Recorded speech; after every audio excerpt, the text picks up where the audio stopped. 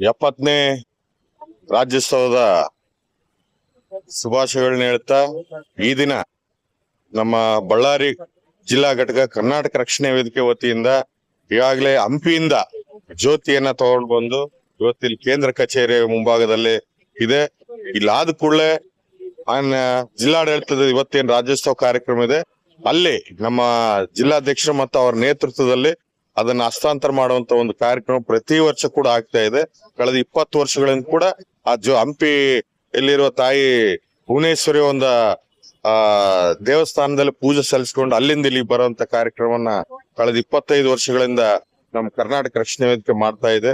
ಹಾಗೆ ಈ ದಿನ ಕೂಡ ವಿಶೇಷವಾಗಿ ಅಪರಾಧ ವಿಭಾಗದಿಂದ ಒಂದೇನು ತರಬೇತಿಯನ್ನ ಕರ್ನಾಟಕ ರಕ್ಷಣೆ ವೇದಿಕೆಯಿಂದ ವಿಶೇಷವಾಗಿ ಎಸ್.ಡಿ.ಟಿ ಕಾಲೇಜಿನ ಮಹಿಳೆಯರು ಇವತ್ತೇನು ವಿದ್ಯಾರ್ಥಿನಿಯರಿಗೆ ಅದನ್ನೇನು ಕಾರ್ಯಾಗಾರ 2 ದಿನದ ಕಾರ್ಯಾಗಾರ ಏನ್ ಮಾಡಿದಾರೆ ಅದು ನಿಜವಾಗ್ಲೂ ವಿದ್ಯಾರ್ಥಿನಿಯರಿಗೆ ಬಹಳಷ್ಟು ಅನುಕೂಲವಾಗಂತ ಒಂದು ಕಾರ್ಯಕ್ರಮ ಅಂತ ಹೇಳಿ ನಾ ಈ ಸಂದರ್ಭದಲ್ಲಿ ಹೇಳ್ತಾ ಇದ್ದೀನಿ. ಯಾಕಂದ್ರೆ ಇವತ್ತು ಇಡೀ ಸೋಷಿಯಲ್ ಮೀಡಿಯಾ ಮತ್ತು ಅಂತ ಟೆಕ್ನಾಲಜಿ ಕೂಡ ಇವತ್ತು ಬಹಳಷ್ಟು ಅದನ್ನ ಬಳಸ್ಕೊಳ್ತಾ ಇದಾರೆ.